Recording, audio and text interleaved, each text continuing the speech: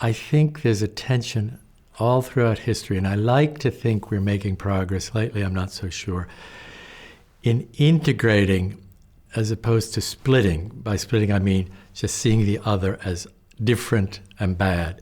So take the United States when Obama was president. It looked like there was more integration. First time we have an Afro-American president, and it seems like all kinds of minority groups are feeling more part of the whole fabric. Then we get somebody who says, we'll be great again.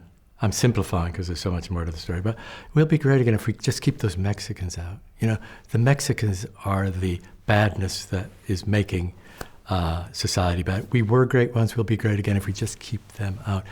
That is appealing to a very primitive part of human nature, which is reflected in narcissistic pathology.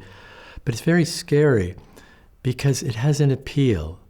A lot of people like to, what I call, regress to simplicity. Life is complex. The world is complex. We are complex. The people we interact with are complex. It gets hard to grapple with all that complexity. Hey, let's go back to a simple model. We're good, they're bad.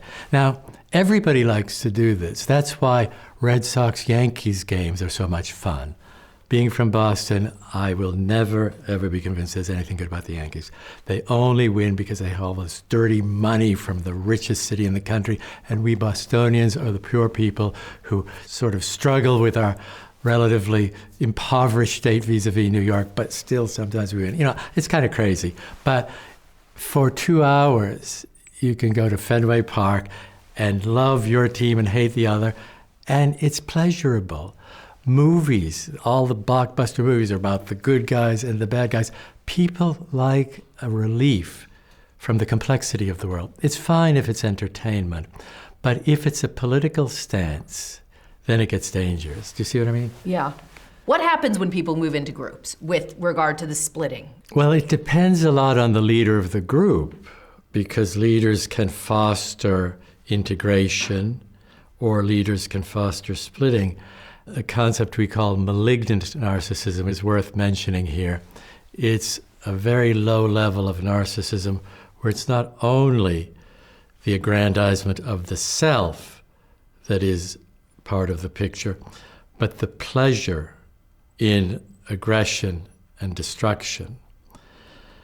It's very scary when people get gratification out of being aggressive, sadistic, and destructive, but it's part of life and we'd better be aware of it. So some people with that core sense of emptiness and hollowness react in a way to bolster and strengthen their sense of self by being mean. That's satisfying, that's pleasurable, that fills the void, that makes the self feel good when it wouldn't feel good to begin with.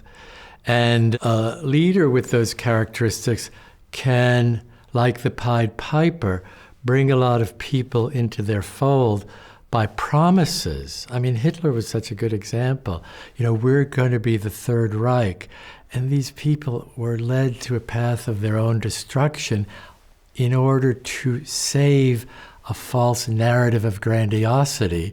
A lot of people have their own insecurities and find great salvation in these narratives that ultimately lead to destruction.